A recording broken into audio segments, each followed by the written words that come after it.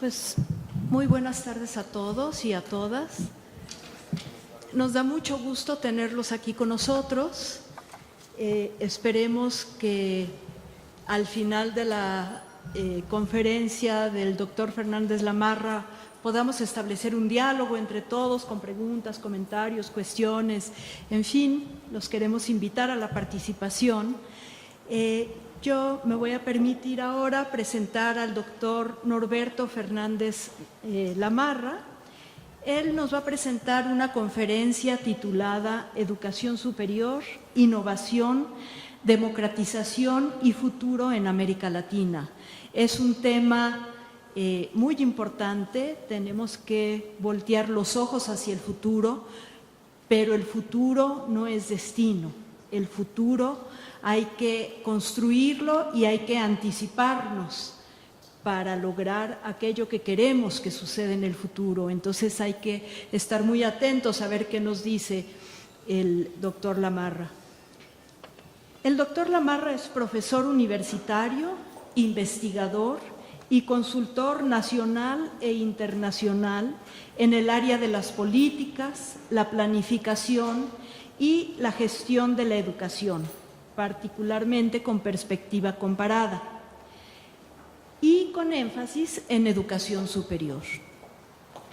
Es director de posgrados en la Universidad Nacional 3 de Febrero, UNTREF, donde además dirige el Núcleo Interdisciplinario de Formación y Estudios para el Desarrollo de la Educación, igualmente el doctorado en Políticas y Gestión de la Educación Superior y el programa de posgrados en Políticas y Administración de la Educación, tanto maestrías como especializaciones.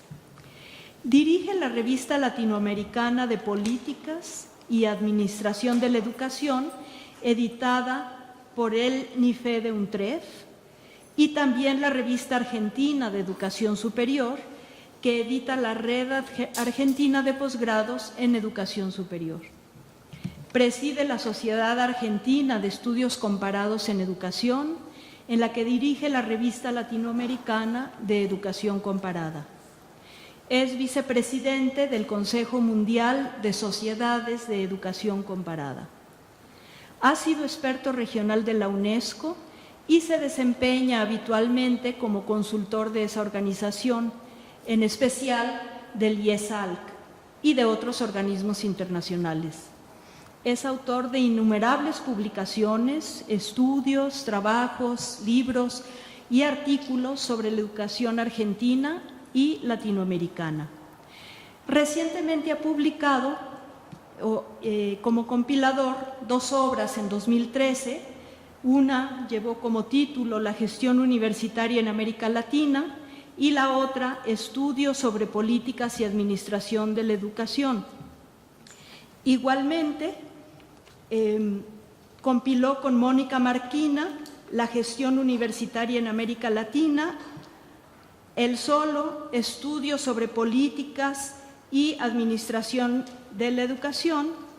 En 2015 compiló Sociedad, Procesos Educativos, Instituciones y Actores, Estudios de Políticas y Administración de la Educación 2, y organizó junto con Carlos Mundt en 2015 la innovación en las universidades nacionales, aspectos endógenos que inciden en su surgimiento y desarrollo. Quiero dar la palabra al profesor Fernández Lamarra. Vamos al final a tener un tiempo para hacer preguntas. El profesor nos ha solicitado que hagan sus preguntas, vayan escribiendo sus preguntas o sus comentarios conforme va avanzando la conferencia para que no se les olviden. Y yo pediría luego a alguien, a uno de los chicos que están acá a mi derecha, si pudieran pasar de repente a recoger estos papelitos para yo irlos organizando por temas y podérselos pasar al doctor Fernández Lamarra, si ustedes están de acuerdo. ¿Sí? Muy bien, entonces doy la palabra al doctor Norberto Fernández Lamarra. Bueno, muchas gracias, Lorenza. Hemos hecho con Lorenza Villarever en los últimos meses un trabajo intenso, tanto en lo académico como en lo personal, por lo tanto es un gusto que la doctora Villarever me presente en esta oportunidad. Y también es un gusto estar nuevamente acá en San Luis Potosí. Le había estado como turista, ¿no es cierto? Así que ahora me toca estar en una función distinta. Espero que el trabajo del Congreso me permita también volver a recorrer esta hermosa ciudad de San Luis Potosí, como que realmente vale la pena. Quiero agradecer especialmente a Comexo la invitación, ¿no es cierto? Con toda su construcción, especialmente con el colega Jorge Cadena Roa, su secretario ejecutivo, ¿no es cierto? Que hayan incluido muy especialmente una conferencia sobre temas de educación y educación superior. A mí me consta, de muchos países, entre ellos el mío, que cuando se reúnen los especialistas en ciencias sociales se olvidan de que todos trabajamos en la universidad y en los temas educativos y realmente no se trabaja sobre los temas de la universidad, así que me alegro que Comexo lo haya hecho y desde ya quiero agradecer a todo el equipo de la organización, especialmente a Astrid Gutiérrez, ¿no es cierto?, que digamos, ha soportado todo lo que ha permitido, y agradecerle a la Universidad Autónoma de San Luis Potosí y al Colegio de San Luis Potosí, ¿no es cierto?, que son los organizadores de este congreso. En realidad el título que yo puse es un poco largo para una conferencia, pero un poco quise reunir los temas que me parece que sí, vamos a ver si después logro explicar cómo los encadeno, ¿no es cierto? Pero son los temas en que he trabajado en los últimos años y que me parecen totalmente necesarios de articular, ¿no es cierto? El tema de ver la situación de la educación superior, el tema de la innovación, el tema de la democratización, que compartimos con mi colega Miguel las mismas preocupaciones, y después el tema del futuro. Yo dirijo la cátedra UNESCO Educación y Futuro en América Latina. Y bueno, la verdad es que cuando creamos la cátedra, la planteamos a la UNESCO, hace 45 años pocos hablaban del tema del futuro. Ahora veo que por suerte en América Latina, en mi país, en Argentina, este tema del futuro en el campo educativo está haciéndose presente, así al final hablaremos de eso. Bueno, el esquema de nuestra presentación es, primero vamos a plantear algunos desafíos de la universidad en América Latina, un tema que me parece muy interesante, plantear la universidad que deberíamos haber tenido si la reforma universitaria de 1918 hubiera evolucionado en este siglo, como los chicos de Córdoba y los jóvenes de toda América Latina la recibieron hace ya casi 100 años para Córdoba y casi 100 años sobre todo para México, Cuba, Perú y varios países en donde llegó unos pocos años después. Luego vamos a hacer un análisis de la Universidad Latinoamericana crítico, perspectiva histórica, y ahí vamos a hablar del tema de la innovación, de la democratización y del futuro. Ese sería el esquema global que proponemos. Yo me empiezo a tomar la hora ahora para que... yo voy a primero plantear, estamos en un congreso de ciencias sociales, algunos de los desafíos, no va a haber, espero de alguna manera que estos desafíos se vean a lo largo del desarrollo. Ahora solamente los voy a mencionar, los desafíos para la educación, que para mi juicio tiene la educación superior en América Latina. Desafíos políticos, sociales y académicos. Que ser un poco un marco global, ¿no es cierto? Y los políticos, la necesidad de asegurar la gobernabilidad democrática en nuestros países. Lamentablemente este es un tema cada vez más grave en el sentido urgente, mucho de América Latina, la legitimidad y la participación social. Sí, para mí son tres de los importantes desafíos en donde la educación superior debe contribuir. Los desafíos sociales, la inclusión social, la integración, la diversidad cultural y la innovación y el cambio. Los académicos, la relación con la sociedad del conocimiento, el tema de la calidad, pero yo asocio el tema de la calidad siempre con la pertinencia social, de eso vamos a hablar, y todo el tema tecnológico, la nueva tecnología, información y comunicación. Esos son como un gran enunciado de algunos desafíos. Vamos a tratar de verlo a lo largo de la exposición. Voy entonces al tema de la reforma universitaria de 1918. Este año estamos cumpliendo el siglo, ¿no es cierto? Va a haber una reunión muy importante de la Conferencia Regional de Educación Superior de la UNESCO, que ya va a ser en junio en la Universidad Nacional de Córdoba, donde nació la reforma universitaria, donde esperamos que se reúnan miles de colegas de América Latina y del mundo.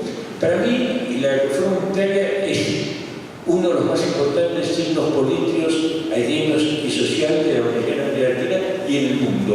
No encontramos en el mundo un movimiento, es decir, en todo caso el mayo francés, pero como 50 años después, ¿cierto?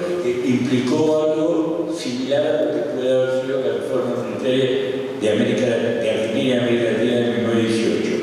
¿Cuáles fueron los temas centrales de este movimiento reformista? Primero, la autonomía de la universidad, ¿no es cierto?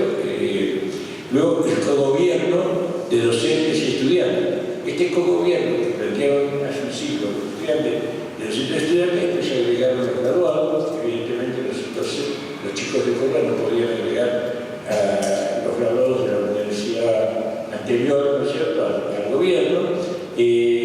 La crítica a la universidad como fábrica de exámenes y títulos profesionales. Lo dejo como pregunta. ¿Está superado esto después del siglo? Es más que eso, la universidad en general, la innovación pedagógica. Vamos a hablar del tema de la innovación y la innovación pedagógica. La libertad de cátedra, la función social de la universidad. Digamos, nosotros en la universidad tenemos un desafío muy importante, que es ayudar al conjunto de la sociedad que en su mayoría no accede a la universidad, integrándolo. La solidaridad con el pueblo y los trabajadores. Si esto, digamos, esto que ahora nos parece casi la reivindicación de sectores progresistas, en este momento ya se lo plantearon hace un siglo, los estudiantes de Córdoba y de América Latina. La centralidad de los estudiantes y en general de los jóvenes como destinatarios y protagonistas de la universidad. Es decir, son los estudiantes los verdaderos protagonistas. El compromiso de la universidad con el cambio social y superar, no quedarnos encerrados en las fronteras de la universidad, sino superar esa frontera. Estos, entre muchos otros principios, de los magníficos documentos que se produjeron en Córdoba hace un siglo. ¿Qué pasó con la reforma universitaria en este siglo? Situaciones muy diversas en diversos países de América Latina. Las políticas, en las últimas décadas, en muchos países las políticas neoliberales han afectado fuertemente los principios básicos de la reforma universitaria. De esto vamos a hablar cuando veamos la situación actual de la Universidad de América Latina. La reforma universitaria, una colega que era la rectora de la Universidad de Córdoba, la doctora Escoto, en el 2008, cumplieron 90 años, produjo un documento muy importante, y yo le tomo de ella esta frase. La reforma universitaria plantea una visión crítica de la universidad, de su función social y de de su responsabilidad política y social y una visión latinoamericana de nuestros valores. Piensen que en esa frase está resumido algunos de los principios centrales de la reforma universitaria.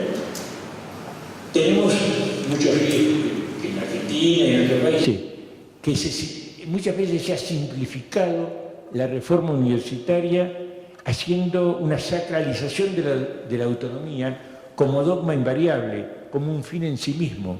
La autonomía es para asegurar todo lo otro, no para encerrarse de la sociedad y de las necesidades sociales y demás. No, para eso no es la autonomía, es para asegurar el cumplimiento de los demás objetivos. Justamente, colegas de la Universidad de Guadalajara, publicó, hay un artículo mío, un tema sobre la autonomía universitaria hace unos 10 años aproximadamente, con colegas mexicanos y de otros países de América Latina, entre ellos Carlos Tuderman, y un artículo mío, para discutir el tema de la autonomía, ¿no es cierto?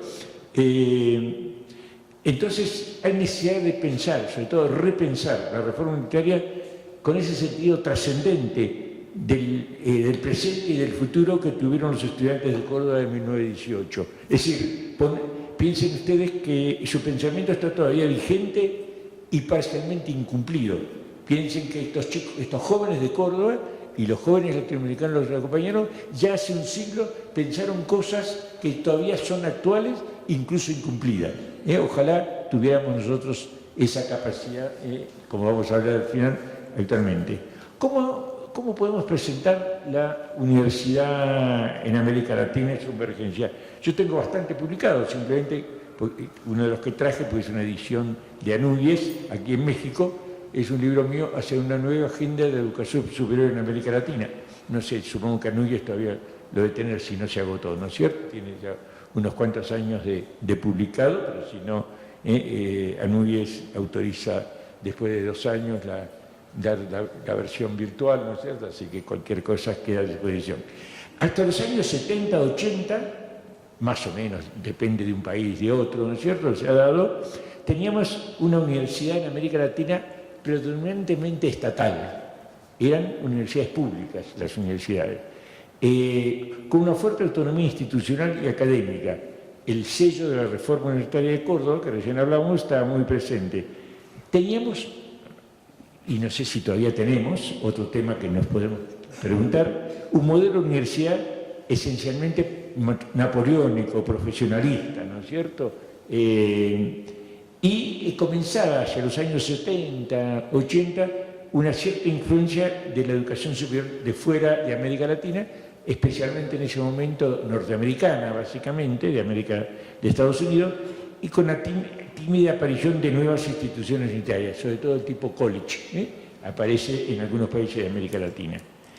¿Qué pasa desde fines de los 70? Esto también varía según países. Las políticas neoliberales reemplazan a las políticas de bienestar propias de las décadas anteriores por concepciones de mercado.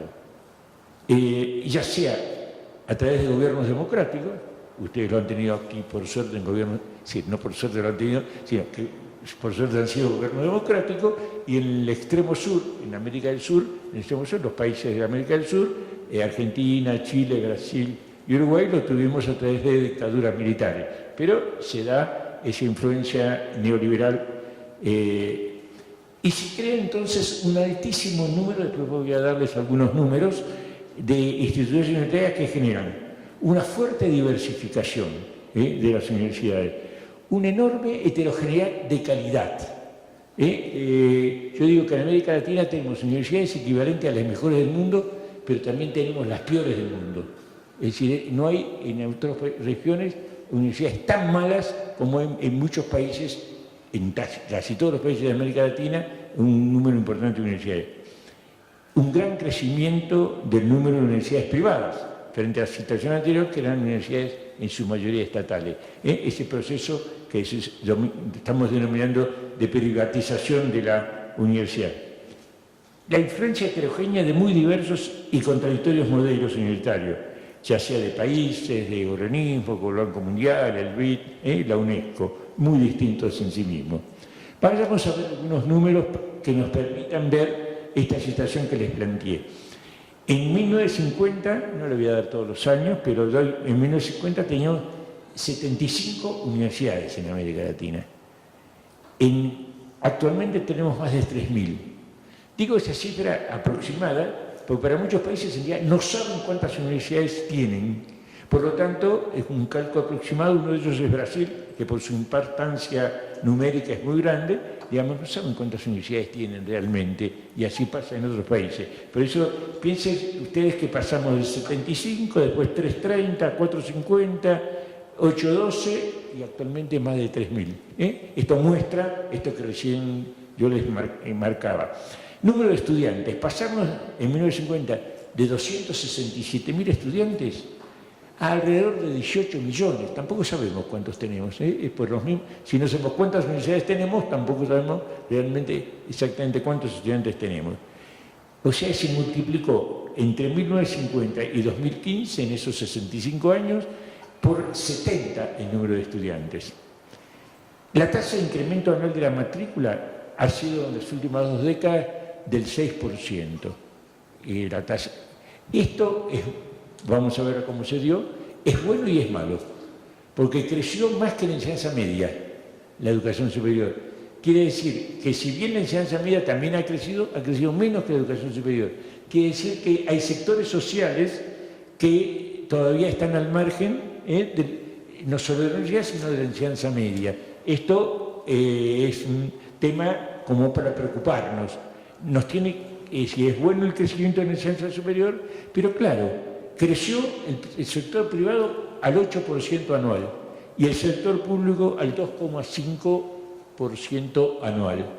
Es decir, esto muestra este proceso de privatización, ¿no es cierto? Este acelerado proceso de privatización y de crecimiento de la matrícula por sectores privados.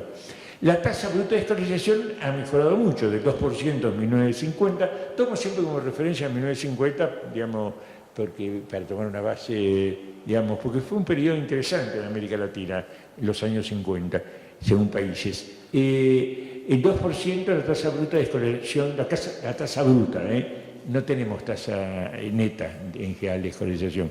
El 2% fue al 6,9, al 13, al 16, al 22, al 40, y ahora tenemos en 2014 el 44,6% de tasa bruta. Piensen ustedes, del 2 al 44, el fuerte crecimiento de la relación entre la población en edad de 18 a 24 años con la matrícula. ¿Cuál es la tasa mundial? Es un poco menor, 35,6, y es mayor en los países desarrollados. En los países desarrollados es 73,7%, en Europa el 67% y en Estados Unidos el 85%. Ojo, que en Estados Unidos están incluidos los colleges en este dato, y uno puede llegar a discutir, sobre todo entre el college y el junior college, si son realmente estudios universitarios, pero bueno, son posteriores al high school, a la enseñanza media. Bueno, vamos a ver, después de estas cifras, algunas notas sobre la situación. Por supuesto, me gustaría que si no acuerdan o demás, que me lo discutan, ¿no es cierto? Porque son todas apreciaciones, digamos, que surgen de mis trabajos, de investigaciones, pero como todas estas apreciaciones son siempre discutibles. Hemos tenido entonces un crecimiento inorgánico del número de universidades y de estudiantes, como recién tratábamos de mostrarlo. Una fuerte diversificación, segmentación y heterogeneidad de los niveles de calidad. Un poco lo que decíamos antes, universidades equivalentes a las mejores del mundo y las mejores universidades del mundo. Una escasa articulación entre la educación superior universitaria y la no universitaria para los países que tienen educación superior que no es universitaria, y entre la educación superior y el resto del sistema educativo. Yo me lo pregunto, no lo conozco a fondo, qué pasa en México, sobre todo con la media superior que da la articulación, pero eso es parte, digamos, no. El caso de México es un caso con la media superior que en muchos casos depende de las propias universidades, con el sector de articulación. El aislamiento de las universidades. Yo nunca uso palabras en inglés, pero es difícil traducir el accountability, porque rendición de cuentas no es exactamente lo mismo, ¿no es cierto?, la traducción. Entonces, la falta de muchas veces de las universidades que no rinden cuentas, que que no muestran sus cosas, su producción a la sociedad. Escasa articulación con la sociedad, el trabajo y la producción. Es decir, muchas veces se ha tomado la autonomía como encierro, cuando en realidad la autonomía es para asegurar sus funciones, pero no para encerrarse. Como decía, falta de flexibilidad, actualización y cambio de los diseños curriculares. Después, cuando veamos el tema de innovación, vamos a hablar un poco más de esto. Escasa o poca participación social en el desarrollo de la educación superior. Escaso gasto público, veo que aquí en México varios colegas estos 2 días que estoy me lo han también afirmado, escaso gasto público para investigación, afectando las capacidades nacionales de producción científica. Los países desarrollados, que tienen PBI, como yo digo siempre, gorritos y grandes, destinan del 2 al 3% de su PBI a investigación, ¿no es cierto? Algunos arriba del 3% del PBI. En América Latina el promedio es el 0,5%. Digamos, tenemos PBI no tan gorditos y dedicamos muchísimo menos. Evidentemente, en esta era del crecimiento científico-tecnológico, vamos a perder el tren en materia científica tecnológica.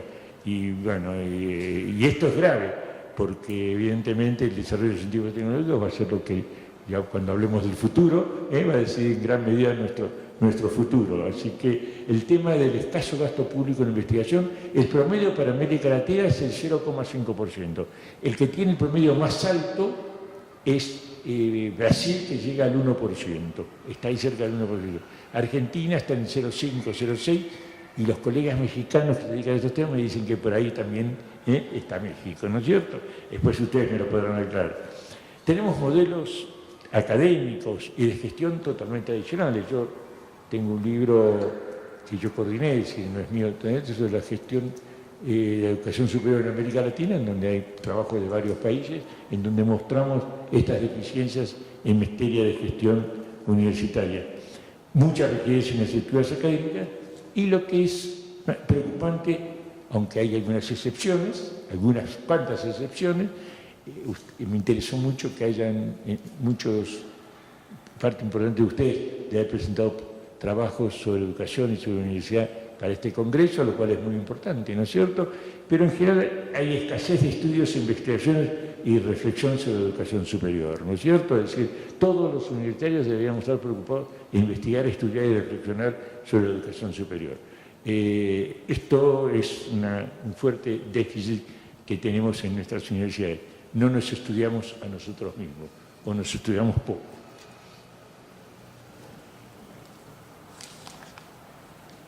Bueno, ahí aparece entonces que frente a esto, yo siempre, ya hace varios años, vengo estudiando el tema y la necesidad de la innovación. Frente a este panorama que estamos presentando, el tema de innovar en la educación superior y en la universidad es fundamental. Y la universidad es una institución paradigmática de producción y transferencia del conocimiento científico, profesional y artístico, y debiera constituirse en un agente fundamental de la innovación en nuestras sociedades. Pero si nosotros innovamos poco podemos influir como innovadores en el conjunto de la sociedad, ¿no es cierto? Es decir, primero hay que hacerlo por uno mismo y luego influir en los demás. Las innovaciones del sistema universitario, al igual que los otros niveles de enseñanza, son más una excepción que una práctica habitual. No tenemos como práctica habitual la innovación, por más que ya lo planteaban los chicos de Córdoba hace 100 años, recordémoslo. La universidad es muy poco innovadora, tanto en lo institucional como en lo organizativo. Las universidades tienen un modelo rígido que debe ser casi similar en cada país, en todas las universidades y en todos los países de América Latina. Es decir, tenemos una fuerte... Yo justamente tengo un libro, recién lo estábamos viendo con Lorenza, ya de hace 7 o 8 años atrás, sobre universidad, sociedad e innovación, con 29 artículos, varios de México, colegas mexicanos, incluso de varias universidades mexicanas, en donde vemos el tema en general, el tema en líneas políticas, casos nacionales y casos institucionales, ¿no es cierto? Es un libro del cual estoy muy satisfecho por el respaldo que tuve de muchos colegas que escribieron sobre el tema y que, bueno, me permitieron publicar esta obra, este libro. El tema, entonces,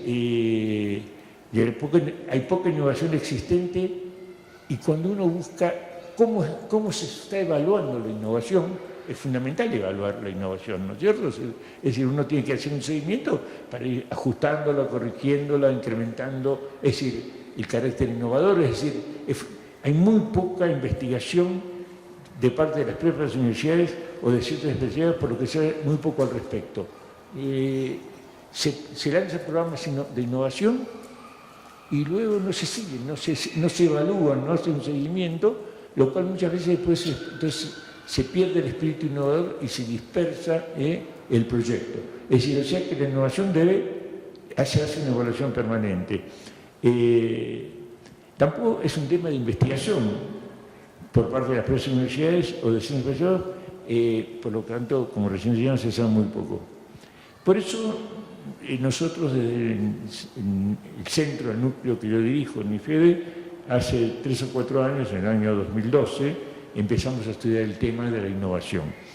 Y empezamos con un proyecto que se llama Innovación en Universidades Nacionales, aportes para la comprensión de aspectos endógenos que inciden en su surgimiento y desarrollo. Este es el libro que proyecta la innovación en las universidades nacionales de Argentina, ¿no es cierto? Y lo que estudiamos fue la innovación endógena, no la innovación que viene de políticas nacionales, de programas nacionales, sino la producida en el seno de las propias universidades. Entonces, aquí les he preparado una especie de síntesis del proyecto, que es un proyecto del Ministerio de Ciencia y Tecnología, PICTO se llama, y UNTREF. Objetivo de la investigación era identificar y analizar experiencias de mejoramiento, innovación y o cambio institucional en organizaciones universitarias públicas, en universidades públicas, que no se hayan originado en respuestas políticas del sector, no sean innovaciones que surjan de políticas nacionales, del ministerio, o que no sean tampoco de evaluaciones externas, ¿no es cierto? Ustedes que conocen los procesos de evaluación universitarios, saben que hay evaluación interna y externa. Si los evaluadores externos promueven una innovación, eso lo consideramos como no es endógena. Y o de convocatoria tampoco cuando hay financiamiento, ¿no es cierto?, para hacer una innovación. O sea, que sean realmente endógenas y a la vez hayan tenido incidencia favorable en las funciones de formación, investigación, extensión, gobierno, alcanzando cierta reputación institucional, tanto nacional como internacional. Entonces, el foco estuvo en las de origen endógeno. ¿Cuál fue la estrategia metodológica de investigación? Fueron estudios de caso en 4 fases. La construcción primero de una muestra teórica de universidades, donde organizamos las universidades por su antigüedad, por su volumen, grandes, medianas, pequeñas, es decir, por distintos elementos para no mezclar totalmente, para tener ciertos criterios. Tratamos de identificar las innovaciones significativas desarrolladas en ellas. Para eso hicimos alrededor de 30 entrevistas a colegas, todas grabadas y todas desgrabadas, y está a disposición de los lectores del trabajo de los académicos que les interese la desgrabación de las entrevistas, en donde estos colegas nos sugirieron cuáles les parecían las innovaciones endógenas más significativas. Entonces, a partir de eso hicimos un listado, las caracterizamos tanto históricamente como situacionalmente, hicimos la selección de tales innovaciones. Y después estudiamos los grupos involucrados en su emergencia y desarrollo, que en definitiva estudiamos 6 innovaciones en profundidad, ¿no es cierto?, y con desarrollo, que se presentan en el libro. Se presenta en el libro también todo un esfuerzo conceptual que hicimos sobre el tema de innovación. ¿Cuáles son las principales conclusiones del proyecto? Los proyectos de innovación se originaron en situaciones en las que se combinaron 2 factores. las oportunidades sociohistóricas y la existencia de un grupo capaz de interpretarlas como una necesidad colectiva y alumbrar un proyecto, ¿no es cierto? Así, entonces, las necesidades y el grupo institucional que las asumió. En todos casos, la innovación ha surgido con el objeto de resolver una situación problemática que afecta a la organización y la puede llevar a la pérdida de su identidad organizacional. Una innovación no se trata de un cambio superficial, muchas veces se llama innovación un pequeño cambio sugerido por algún sector de la universidad, sino de un cambio profundo que cambia, que modifica la particularidad de un aspecto central. Una innovación propone una ruptura con lo habitual, que implica tensiones, incertidumbres y la conformación de grupos de resistencia, que eso se observa en casi todas las innovaciones. Las experiencias de innovación provocaron una ruptura conceptual en los aspectos vinculados a la problemática en que tuvieron lugar. Un aspecto primordial que se puede ver en cada caso estudiado es, en profundidad, dar cuenta del pasaje de la innovación como esfuerzo individual hacia un esfuerzo colectivo institucional. Recién cuando es un esfuerzo colectivo institucional, la innovación está realmente consolidada y afirmada. De esto tenemos pocos ejemplares, pero de todas nuestras publicaciones tenemos versiones online, así que pongo a disposición, después les dejaré nuestras direcciones para que, si alguno está interesada, les hagamos llegar el libro. También me pareció interesante presentar un proyecto de la OUI. La OUI es la Organización Unitaria Interamericana. Creo que México tiene mucha incidencia, e incluso hay directivos de la OUI que han sido mexicanos, rectores, sobre todo de universidades mexicanas, tiene sede en Canadá, la OUI, y organizaron un proyecto sobre alta dirección, modelos educativos innovadores, y me invitaron como jurado de ese proyecto, hace de esos 3 años aproximadamente, sí, en el año 2016, hace 2 años y medio. Entonces se presentaron alrededor de 60, 70 proyectos innovadores, de los cuales se preseleccionaron 30, se dejaron en la lista que entró a la etapa final de 30, que reflejan la acción de construcción de esta estación educativa en este siglo, ¿no es cierto? Y los temas que la UI fijó para esta temática fueron sobre los temas de docencia, enseñanza, aprendizaje, el tema de conocimientos, competencias, habilidades, modelos centrados en el profesor, modelos centrados en el estudiante, modelos centrados en investigación pura, investigación aplicada, extensión, vinculación, acción social. Estos fueron los temas, ahí no tuve yo responsabilidad, con los cuales lo vi. Y el objetivo era promover soluciones creativas para avanzar en equidad, retención y titulación, en internacionalización, innovación y respuesta, sobre todo, a calidad y acreditación, profesionalización de la gestión institucional y uso de TICs. Tuvimos una reunión en Punta Cana, final del jurado, ¿no es cierto?, en donde cada universidad seleccionada de las 30 presentaron los puntos principales de su proyecto de innovación y el Premio Interamericano de Innovación Educativa hubo 3 ganadores, una de las cuales una universidad mexicana.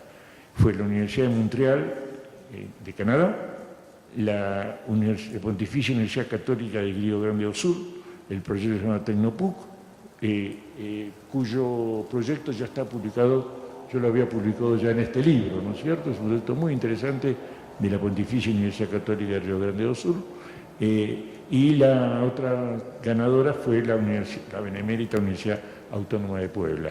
Sí, estas fueron las 3 ganadoras de este proyecto, de este concurso. Simplemente para informarles, hubo otras 2 universidades mexicanas con mención de honor. La UAI, la Universidad Autónoma de Yucatán, y la Universidad Iberoamericana. Fueron los que fuimos jurados establecimos. Bueno, esto sería para mostrarle en cual México tuvo una buena representación, ¿no es cierto?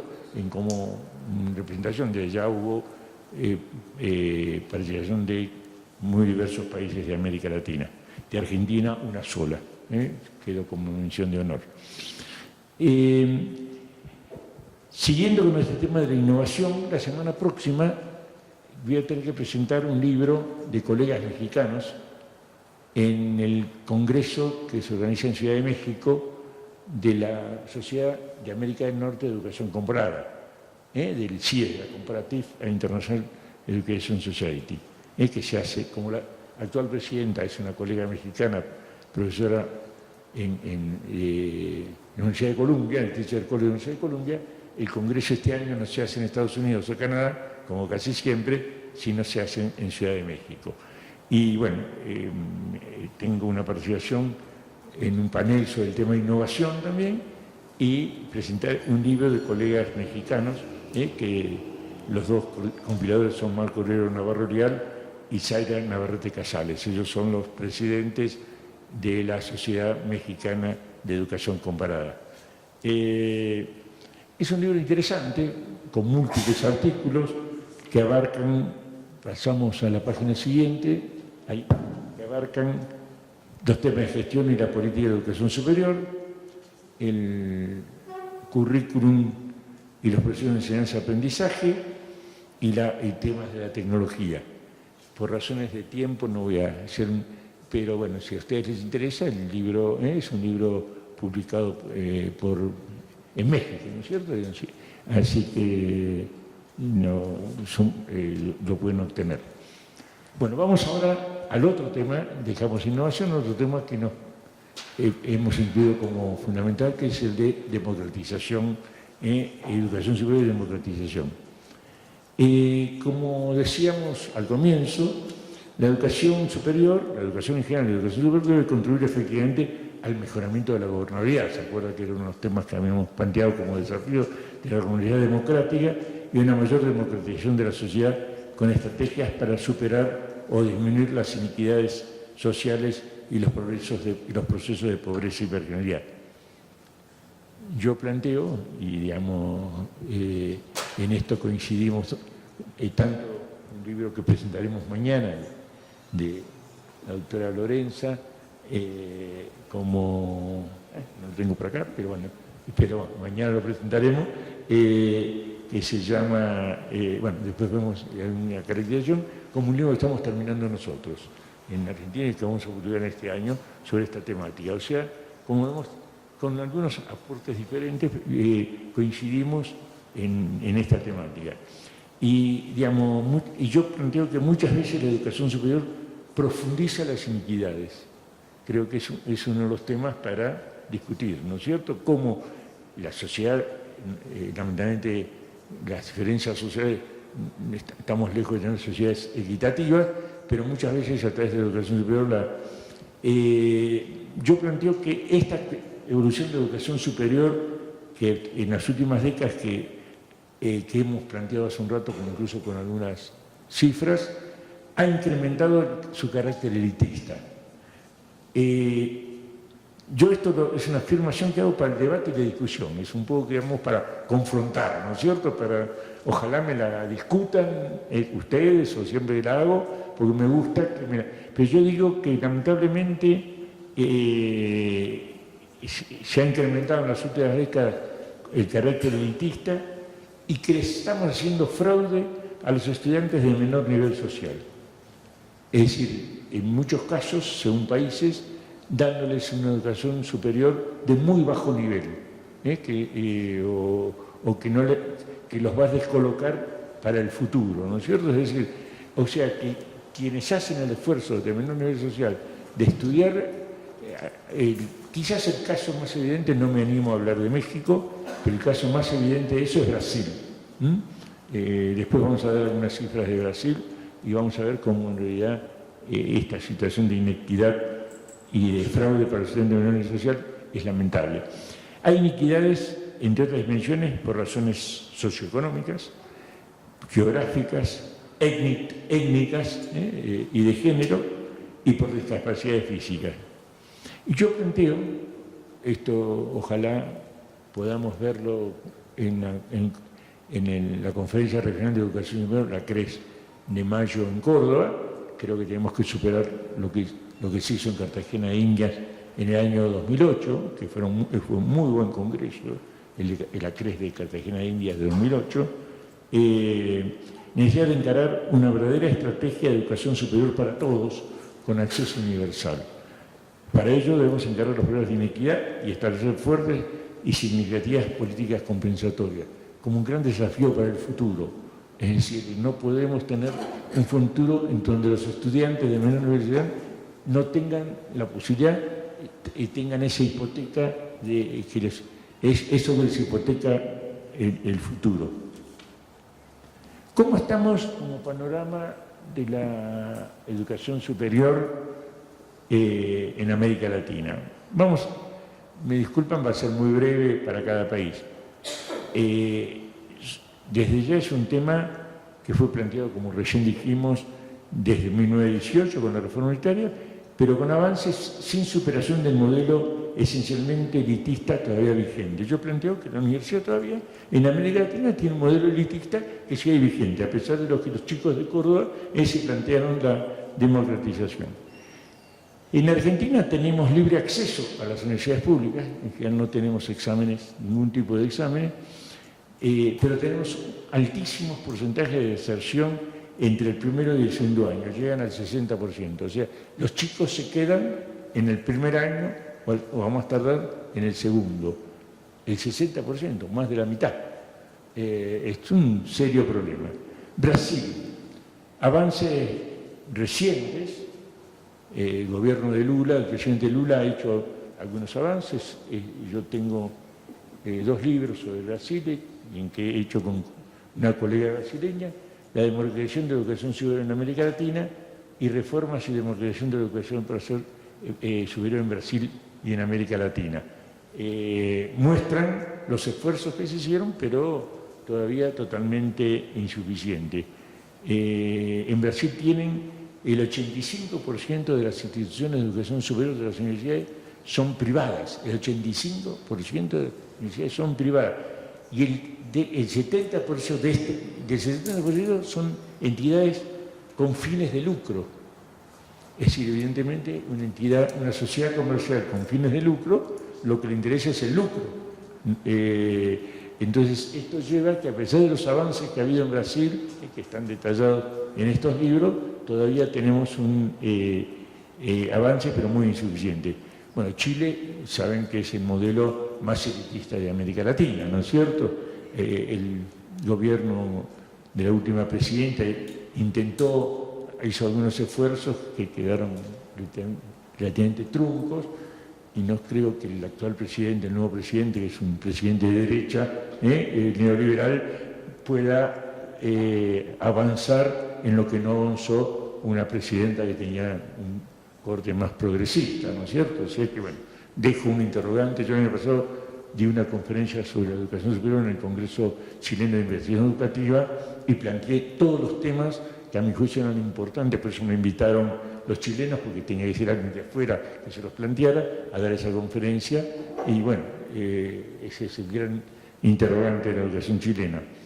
Cuba ha adoptado un modelo democratizador de la educación superior, llegan al 60% de tasa de escolarización.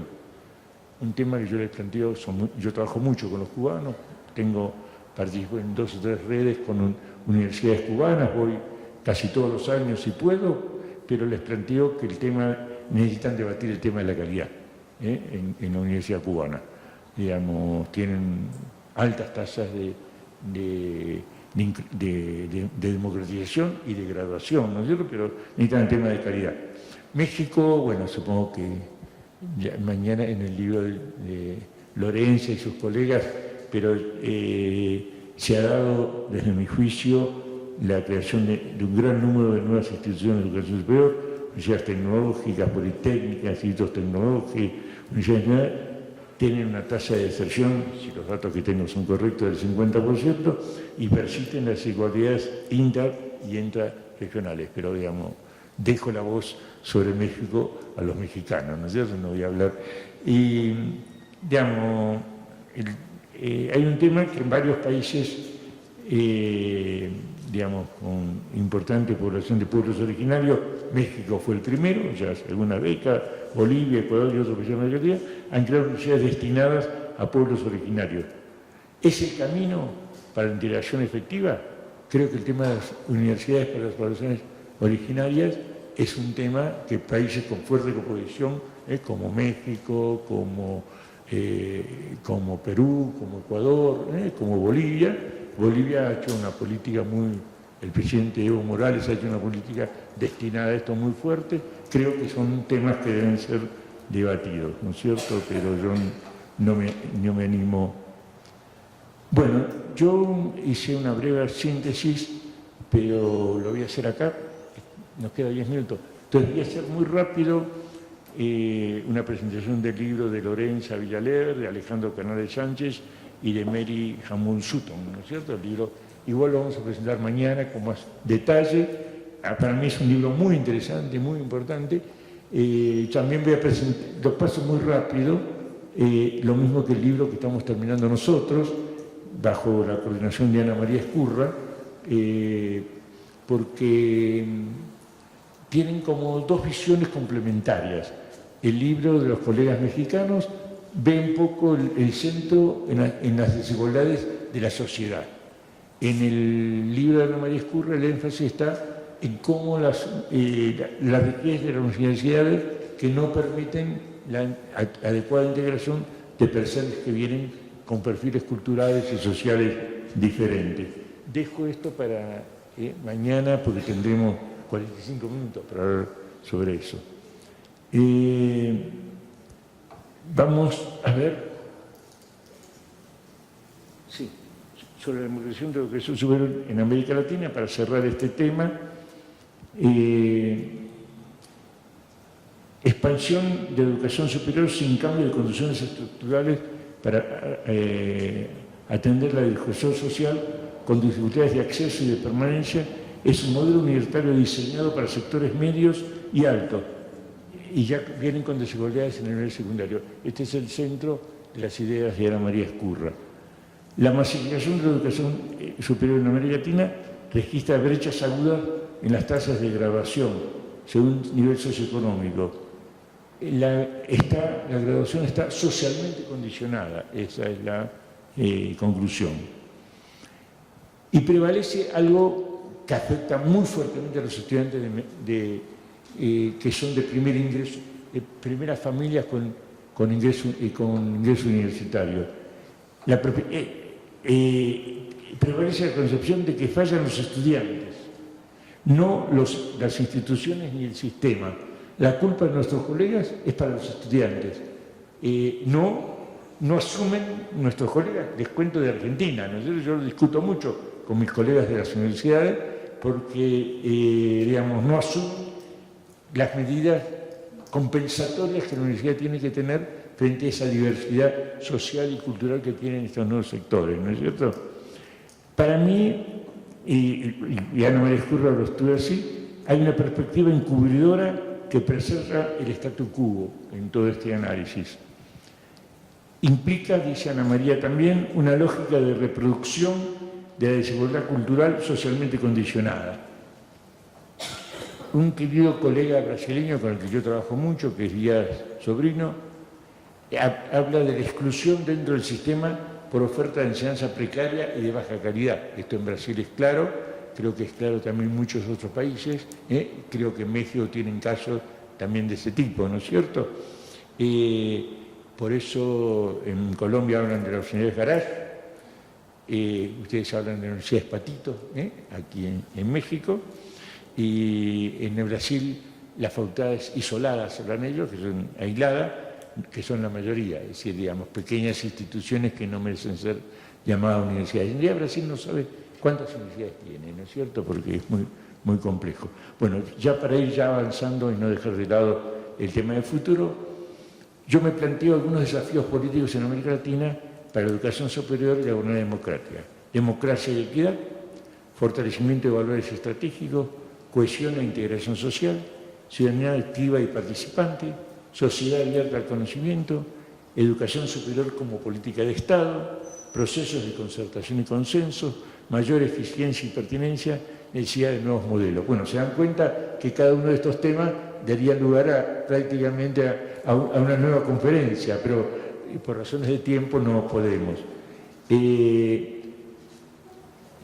Yo tomé las ideas de la CRES anterior, la CRES es la Conferencia Regional de Educación Superior de la UNESCO, que este año se hace en Córdoba, el anterior se hizo en Cartagena de Indias, ¿no es cierto?, en el 2008, en Colombia, y también de la Conferencia Mundial de Educación Superior de la UNESCO de 2009 de París.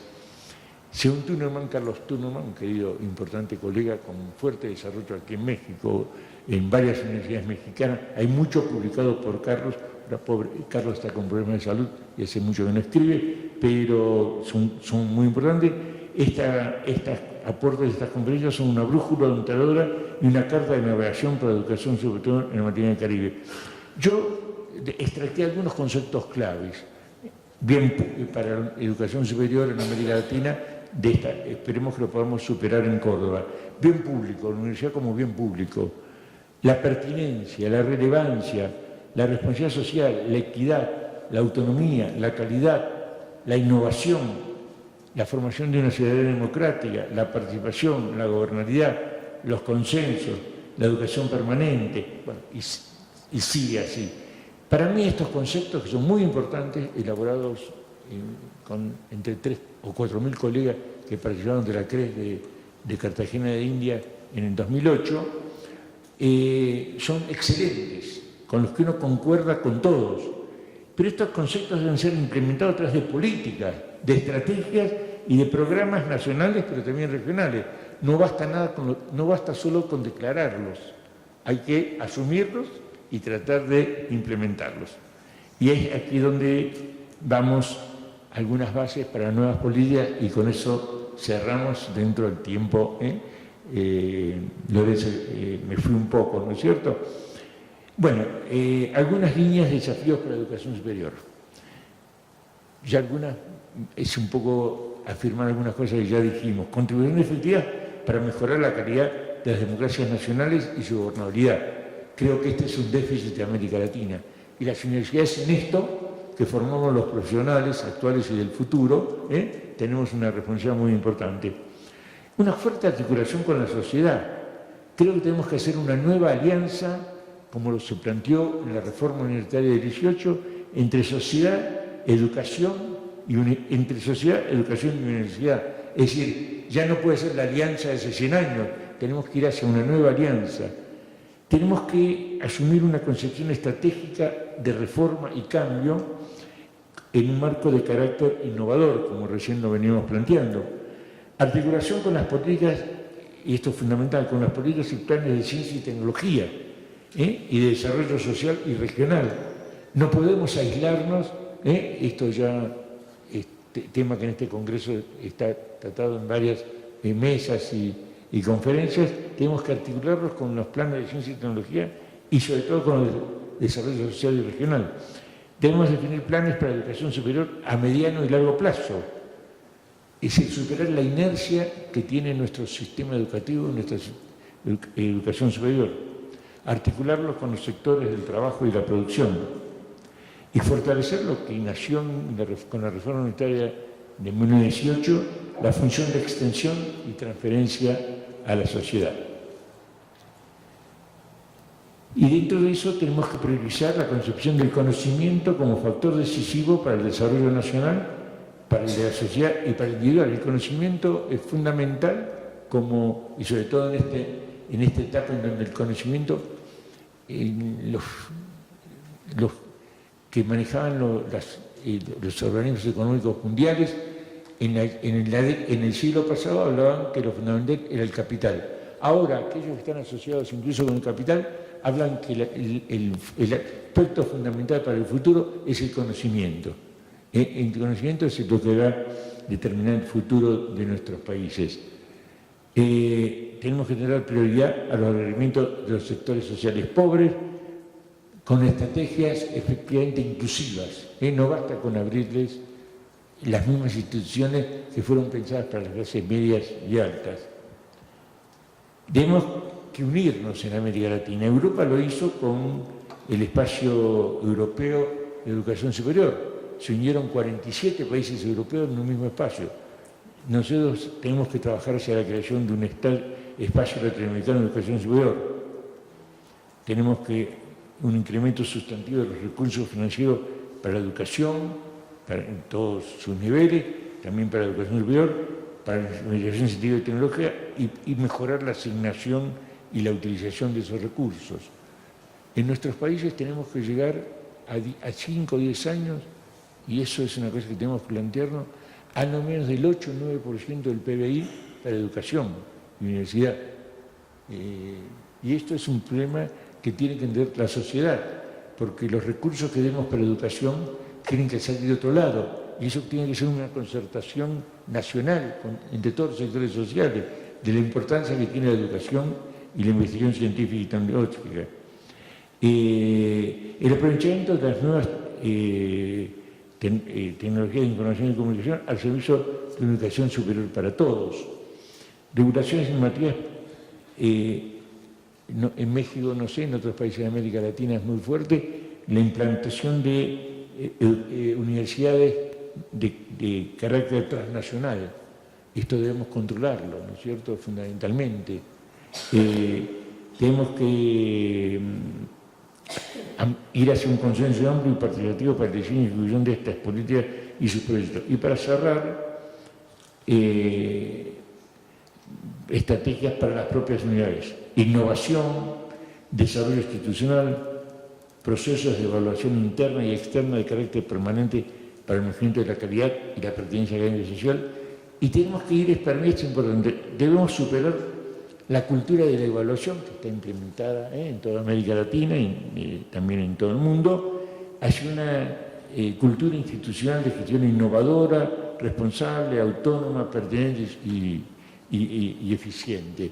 Tenemos que dar el paso de la cultura de la evaluación hacia esta cultura más compleja.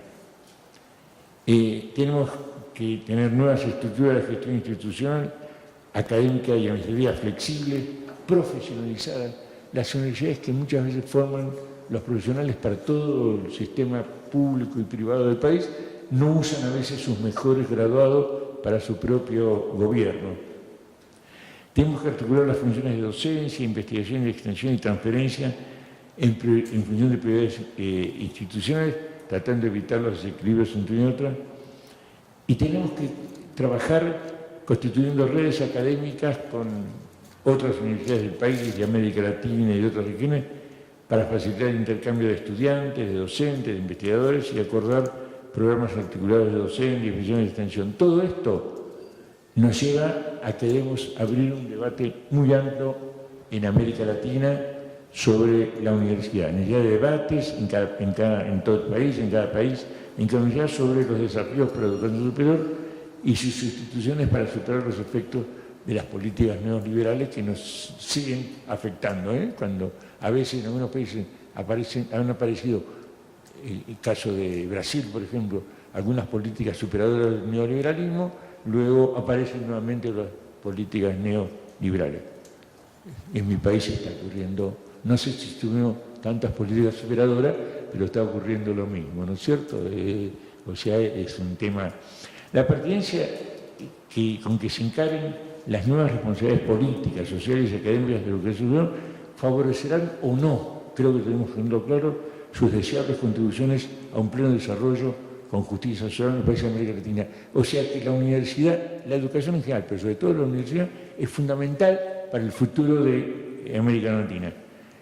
El mejor homenaje a casi un siglo del movimiento de la reforma universitaria de 1918 es debatir una nueva reforma universitaria para el siglo XXI, basándose en el espíritu democrático de la reforma de 1918, pero pensando en el marco de los requerimientos actuales y futuros. Ojalá en Córdoba podamos trabajar en eso. Pensar una nueva e innovadora reforma universitaria para dar respuesta a los problemas actuales, entonces, pero a veces pensando en el futuro. Es necesaria una universidad abierta a las necesidades que la sociedad se plantea, flexible en su funcionamiento para dar nuevas e innovadoras respuestas al mundo contemporáneo. Las estrategias de innovación deben pensarse a largo plazo, a 15, 20, 25 años, de manera de atender lo inmediato en el contexto de una educación para el futuro. Finalmente, una frase que para mí no es solo efectista, sino real: para la educación y la universidad, el futuro es hoy, porque hoy los jóvenes,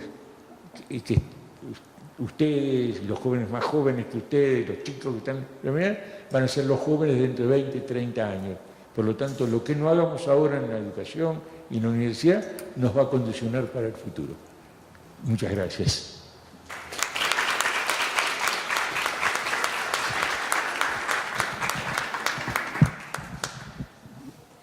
Muchas gracias, Norberto. Entonces, tenemos algunas preguntas que...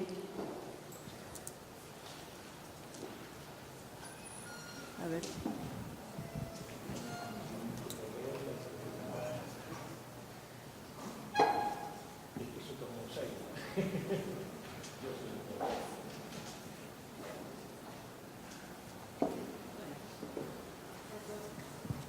¿Te leo las preguntas? ¿Sí?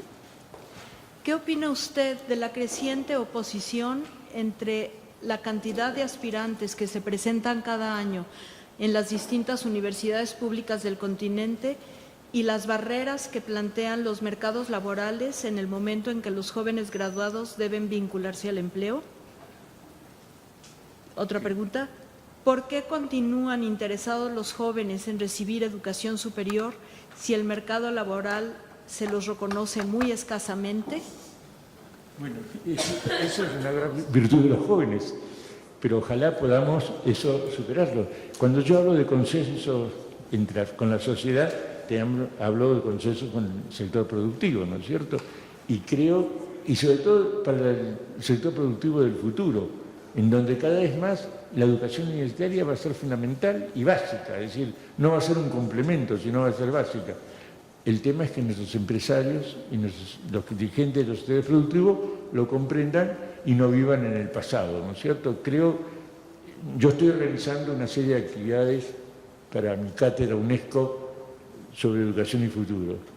Y entre esas actividades incluyo reuniones con los sectores sociales diversos, entre ellos los sectores productivos, para que entiendan que el futuro está dado por una cada vez mayor formación de los trabajadores, ¿no es cierto? Es decir, y esto tiene que ser reconocido también por los mercados laborales.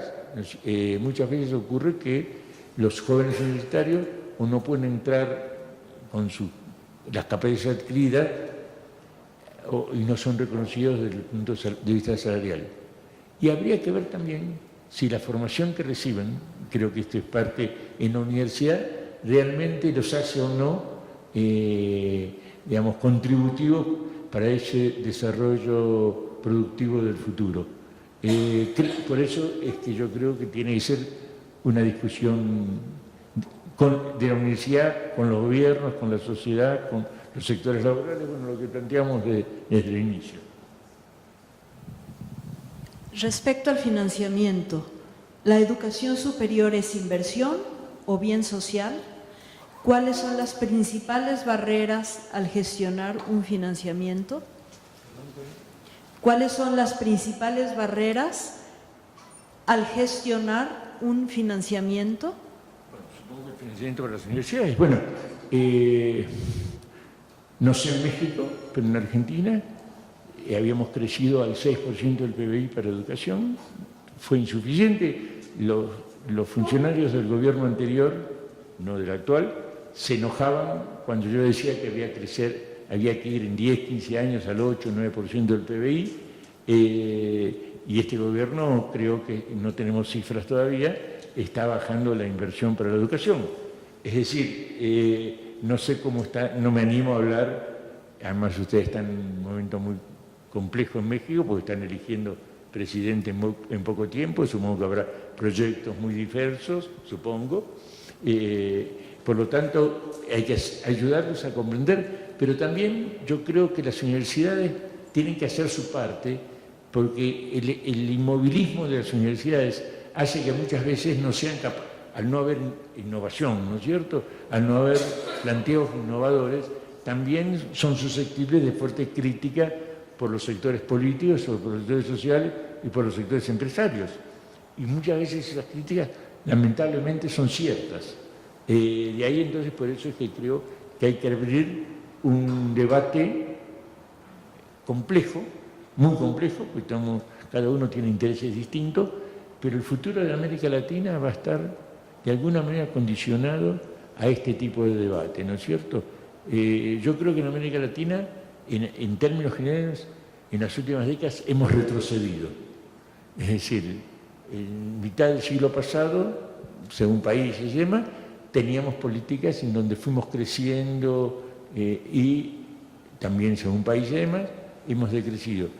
Y este resurgente neoliberalismo en América Latina es porque en muchos países las posiciones más progresistas, por decirlo de alguna manera, aunque pondría progresistas en muchos casos entre comillas, no han podido mostrar esas capacidades progresistas y por otra parte muchas veces han estado envueltas en fuertes problemas de corrupción. Entonces, digamos, todo esto lleva a que la realidad social, la realidad política y social, no damos acá abasto para abrir un debate de políticas, y muchas veces las universidades están condicionadas porque en las universidades también se juegan muchas veces intereses contradictorios. ¿Considera usted que el crecimiento inorgánico en el número de universidades y estudiantes está asociado a la asignatura pendiente de la calidad y la pertinencia? Claro, sí, desde ya. Es decir, yo digo, un poco para el debate también, que tenemos universidades que son equivalentes a las mejores del mundo y tenemos las peores del mundo, evidentemente, y ese fraude que le estamos haciendo, porque lamentablemente, no sé si pasa en México, pero eso pasa en el país en donde pasa más fuertemente es Brasil, y la importancia cuantitativa que tiene Brasil es muy grande, y pasa en otros países también, pero estoy en el caso de Brasil porque permanentemente lo estoy estudiando y estoy trabajando con ellos, en donde los estudiantes de menor nivel social, es decir, pasa una cosa contradictoria. Los estudiantes de mejor nivel social van a escuelas medias privadas que dan mejor formación, lamentablemente, que las escuelas medias, de muchas medias públicas. Como hay un sistema de ingreso por exámenes, los alumnos de las escuelas de clase media y alta tienen mejor formación de clase media, ingresan a las universidades públicas, que son las mejores.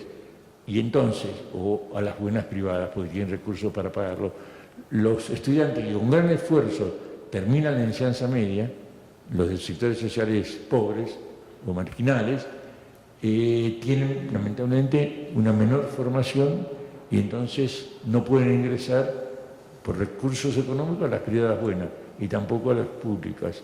Y ingresan entonces a este gran número de universidades que son realmente pésimas universidades. Por eso yo sostengo que le estamos haciendo fraude a los sectores sociales más bajos con la enseñanza de muy mala calidad que le estamos brindando. Un poco yo lo he denunciado, pero lo complemento ante esta pregunta. Bueno, no sé si alguien más quiere pasar, ¿no? Entonces, pues agradecemos muchísimo al doctor Norberto Fernández Lamarra por su conferencia. Les agradecemos mucho a ustedes su presencia aquí con nosotros. Muchísimas gracias. Bueno, muchas gracias. Y quiero destacar algo que me parece muy importante, que la mayoría de los asistentes son colegas jóvenes. Y esto es un dato para mí muy significativo, así que los felicito y ojalá estas ideas, junto con otras, les ayuden a que ustedes se conviertan en militantes para un cambio de una nueva universidad para México y para América Latina. Muchas gracias.